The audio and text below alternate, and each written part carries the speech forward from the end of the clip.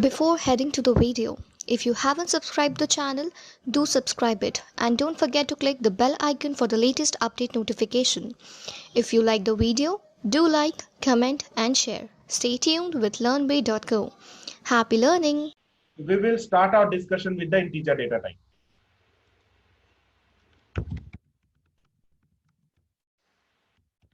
Integer data type. Now, what is integer data type? So, integer data type is basically any number, right? Any whole number without decimal point. Can I say it is an integer type, right? For example, 10, comma 0, comma minus 1, comma minus 100, right? All these things are what? Or comma 100. All these things are what? These all values are the integer. Even 0 is also an integer value. Okay. So if any value which you are taking, which is not having a decimal point, then it is called an integer value. Okay, a whole number. Okay, it can be negative, positive, zero, anything, and it is called the integer value. Okay, or integer data type. Now these all values are represented in the decimal form. Okay, so there are basically different forms available for representing an integer data type. One is decimal form. All the above value are in the decimal form. Okay, now there is another form that is called binary form. Okay, so when you want to represent any value in the binary form, so it should be prefixed with 0b small or 0b capital. Okay, binary, if you want to represent any integer value, remember you can represent only integer value into the binary form. Okay, so if you want to represent any integer value into the binary form, it should be preceded with 0b small or 0b capital. For example, if you want to represent 10 into the binary value, so the binary equivalent of 10 is 1010. So if you want to represent it in binary, so you have to write 0b 1010. If you will write only 1010, then Python will understand it as 1010, right? So if you want to differentiate between binary and decimal, then you have to write 0b. Okay, you can assign it to a variable. You can write a is equal to 0b1010. Now when you will write this a is equal to 0b1010, and if you will print the value of a, it will return you the decimal form. Okay, decimal value, that means it will return you 10. Okay, fine. Now there is a corresponding function called bin function. Bin function is used for converting from decimal to binary. Okay, bin function is used for conversion from decimal to binary. Okay, so if you have any decimal value, you can convert it into the binary. We will check this one. Okay, so let's come to this.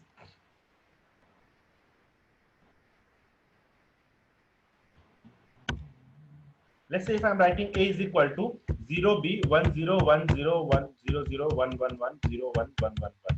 Okay, some binary value I have written. Now what I said, when you will print the value of a, it will give you the decimal equivalent, right? So it is giving you the decimal equivalent. So the decimal equivalent of this binary value is 20,719. Okay, now if you want to cross check whether this 20,719 is equivalent to that binary number or not, so you can use bin function. Okay, so bin function is basically used to convert the decimal value into the binary value. Okay, so if you will pass 20,719 inside bin function, it will return you the binary equivalent, which you can cross check. It is similar like this. Okay, fine. Now you have to remember only one thing, that all the values, all the integer values can only be represented into the binary form. Okay, not other values like float and complex cannot be represented.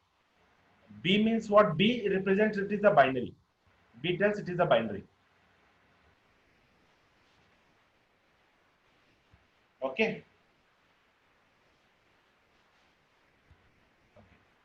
Now, similarly, like binary representation, we have another representation that is called octal representation. Okay, that is called octal. Now, in octal representation, you have to prefix the value with 0O small or 0O capital. Okay, anything 0 small or 0 capital. Now, here the allowed digits are 0 and 1. Allowed digits are 0 and 1. So binary value will have only 0 and 1. You will see here binary value. I have written only 0 and 1. I have not written any other digit here in the binary value. Now in octal, the allowed digits are, in octal, allowed digits are 0 to 7. Okay, total 8 digits, 0 to 7. Okay, now for example, if you want to write any octal value, then 0 O 7 6 8 8 will not be there. 5 2. Okay, 7 6 5 2. This is a octal representation of what value? So if you want to check, then if you will print A, so this will give you the decimal equivalent of this octal value.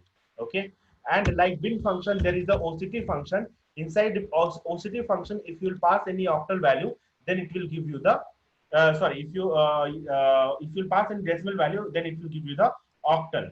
Okay, octal equivalent. Okay, so basically it is used for decimal to octal conversion. Okay, so let's see this example as well.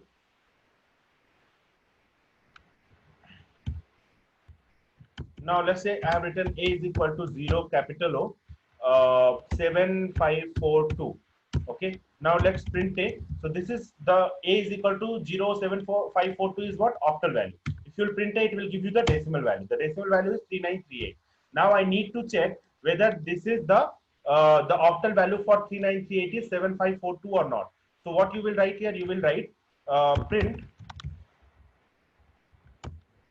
OCT of 3938. 3938. Okay, now if you will run, you will see it is equivalent to 0707542.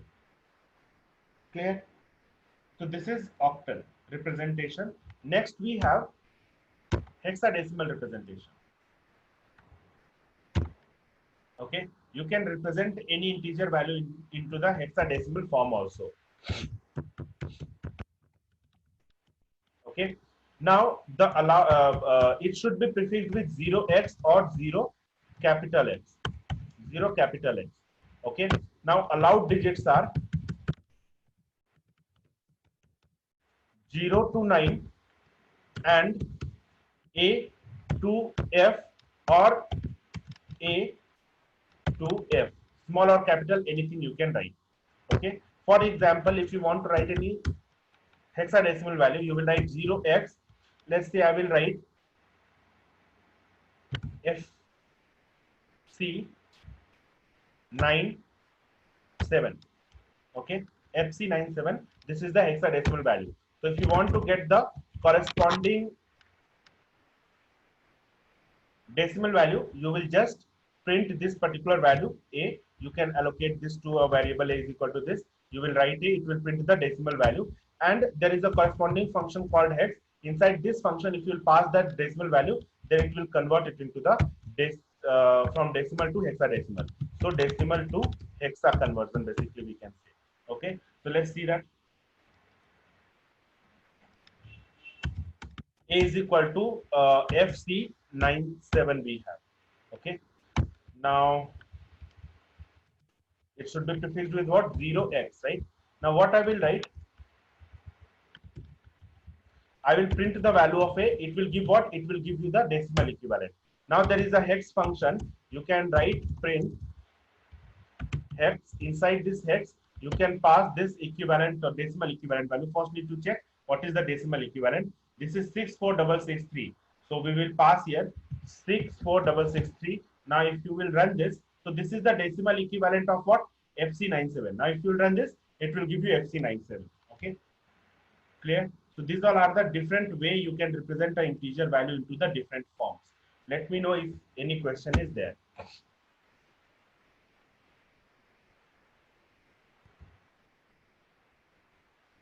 Any question? No. No question?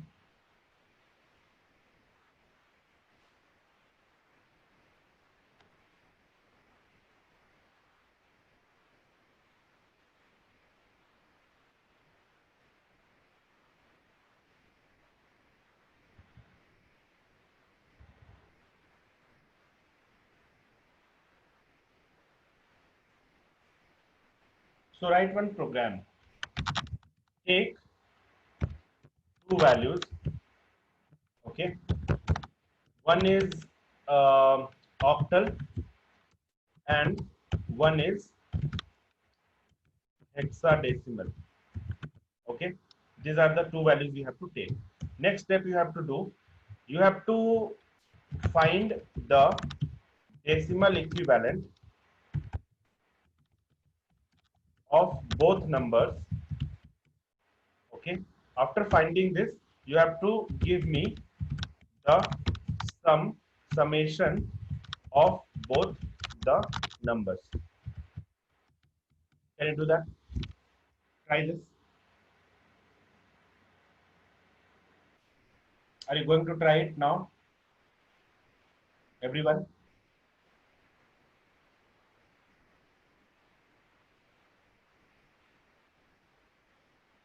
Hello?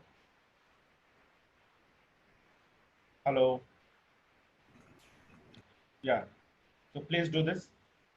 Just 2 minutes, 2 to 3 minutes.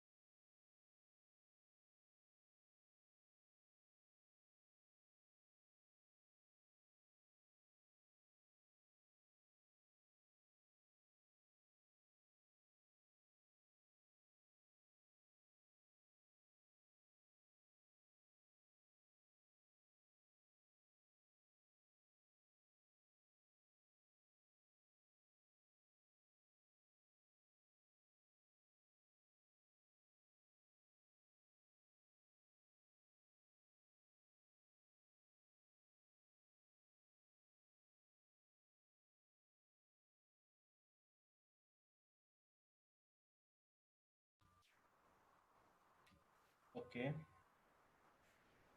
So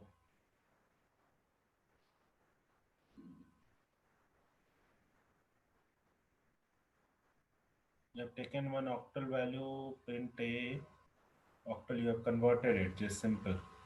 Uh, this Moez has done that, print A, print B, then A plus B. Yes, this could be fine. A plus B, when you will access directly, it will convert internally into the decimal equivalent, right? So yes, Neeraj and Moez has done it fine.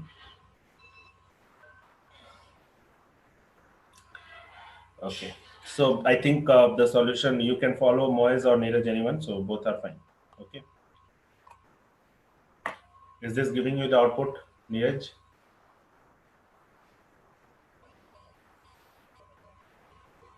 Okay. Okay. So the next function we have is, ORD and CHR function. Okay. Now what is ORD and CHR function? So yesterday I told you about ASCII standard, right? So what I said, every character or every key on your keyboard has some specific ASCII value, right?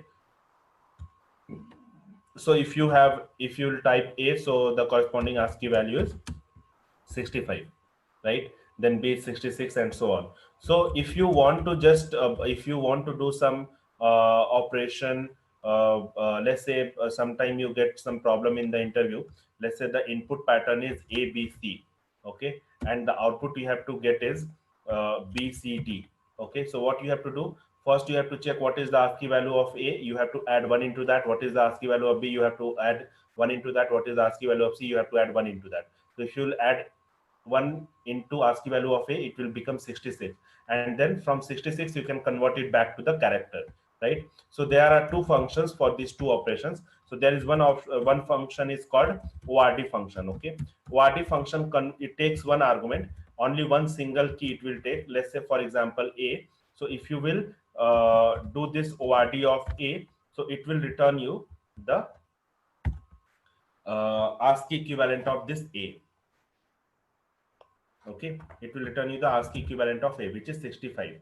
Now from 65, if you want to convert it back, let's say I will add, I will write here one variable I will take, A is equal to this. Okay, it will return 65. Okay, and then I will do A plus 1, and I will store it in B. B is equal to A plus 1, right? Now what I will do, I will do print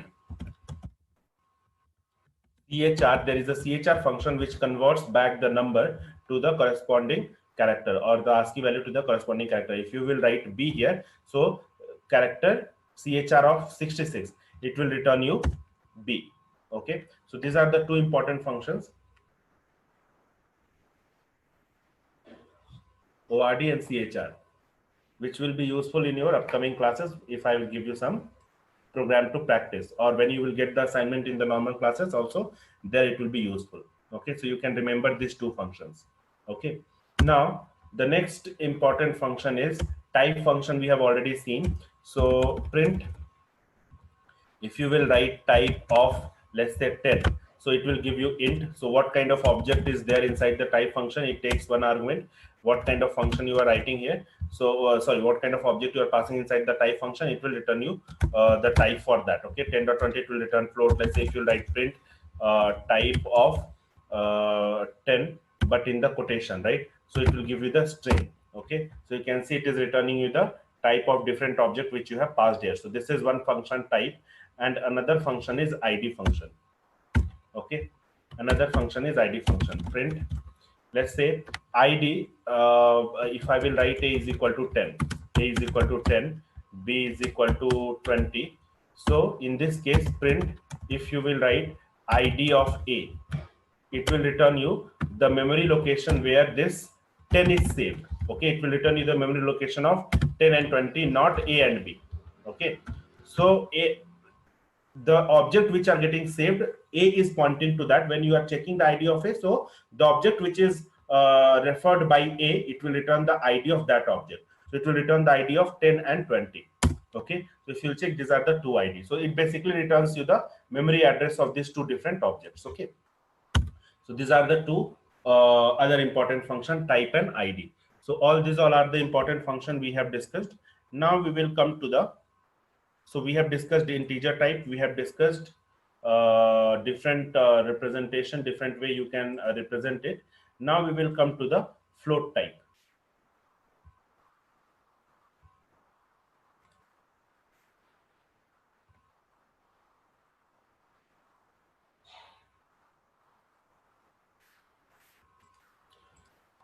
I think that is gone somewhere anyway.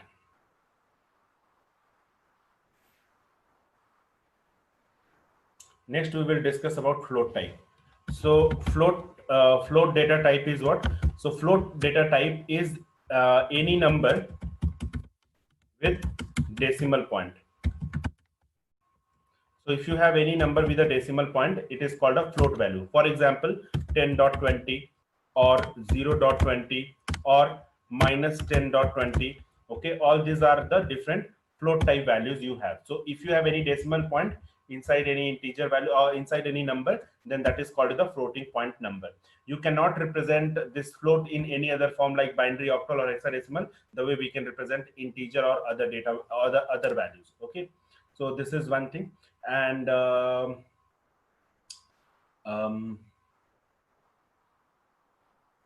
what else in float? Yeah, so it will be only decimal representation. Okay, now next data type is complex value. Okay, yeah, so there is a corresponding function for float. That function is called float function. Similarly for int, there is a function that is called int function. They are used for typecasting. We will discuss this when we will discuss typecasting. Okay, so int float, we will discuss it later. Now, so these are the corresponding function. To convert any value into the decimal or integer value, we have int function. To convert any data into the float value, we have float function. We will see it later in detail. Complex number. So complex number is in the form of a plus bj. Okay, where a is the real part and b is the imaginary part. Okay, b is imaginary part, j is the imaginary value, and it is equivalent to square root of 1, square root of minus 1. Okay, so why we say j is the imaginary or b is imaginary part or j is the imaginary number? So why? Because you can represent every number on the number line. Okay, any real number, like let's say root 2, root 3 or 1.2, 1.2, 3, 4, 5, 6. You can represent any number on the number line, but you cannot represent square root of minus 1 on the number line. So it is an imaginary number, and we say since it is an imaginary number, so the number associated with it, b is associated with j, so we say b is imaginary part. Okay, now for example, if you want to declare one complex number, you can write 10 plus 20 j. So here 10 will be what? 10 will be the real part. Okay, and 20 will be what? 20 will be the imaginary part. Okay, now if you want to access this 10 and 20, so what you will do, let's say you will define one complex number a is equal to 10 plus 20j. Okay, if you want to access this print, if you want to access the real value, you can write a dot real. It is not a function, it is an attribute. And to access imaginary part, you can write a dot imaginary. It will return you the real and imaginary part. Now when you are writing a dot real and a dot imaginary, so it is returning you the float value. You have passed int value, but it is returning the float value. Why? Because the real and imaginary part are taken as the float value. Okay, fine. So these all are the different number, and the corresponding function we have in the complex number is that is called the complex function. Okay, that is the complex function. Again, to convert any number into the complex value, this take two argument, one is real and one is imaginary. If you will pass only one argument, then that will become the real part. So let's see that how you can use this int function, float function. So let's say inside int function, if you will pass any value, let's say if you are passing 10, it will convert it into the integer value. Similarly, let's say inside int function, if you are passing one float value 10.20, so again it will convert it into the int value. print, you cannot pass one complex number here, 10 plus 20j. You cannot pass one complex number inside a integer function. If you will run this, so it will give you the error for complex number. Why? Can't convert complex to int. So you cannot convert complex to int, but you can convert one integer value there. You can it will return you the integer value, but if you pass a float value, it will convert it into the integer value again. So it is returning you 10. Okay. Now float function. So let's say if you will write inside float function, if you will write 10, okay, one integer value, so it will give you the float value. It will give you the float value, okay, 10.0. And if you will write, let's say if you will write one float value, so the same float value it will return, okay. Float, let's say if I'm writing 10.25, so it will return 10.25. okay. If you will write any complex, if you will pass any complex value inside the float function, again it will give you the error here also, because you cannot convert any complex number to the float value. Okay, fine.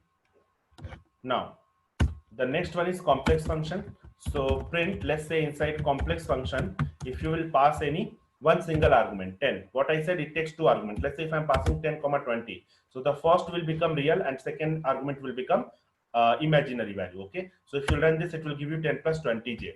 Let's say if you will pass only single value, for example, print complex, I'll pass float value 10.20 comma 20.30. okay, so it will give you this 10.2 plus 220.3j. okay, now let's say if you will pass only single value inside this complex, inside complex function you are passing only single value, so the first value is real, so it will become real and imaginary will become 0. okay, so if you run this, it is giving 10 plus 0j. okay, similarly, let's say if you will pass print complex, you want complex to be 0 or none, nothing, and imaginary to be something, so you will pass first argument as 0 and second argument as 10. So in this case it will become 10j. okay, so real part is 0 in this case. So you can pass this different int, float, and complex value in different this typecasting functions. Okay, fine. That's okay.